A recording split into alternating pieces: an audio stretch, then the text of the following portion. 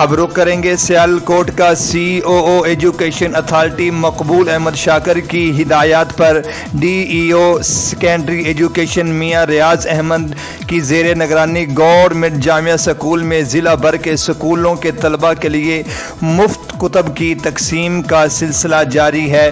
مزید اس پر رپورٹ کریں گے ہمارے نمائندے۔ جی بالکل، ضلع سیالکوٹ کے سرکاری اسکولوں کے طلباء کو مفت کتب کی فراہمی یقینی بنانے کے لیے مختلف سرکاری اسکولوں کے اسٹاف نے مطابق ریکارڈ مفت کتب وصول کیے۔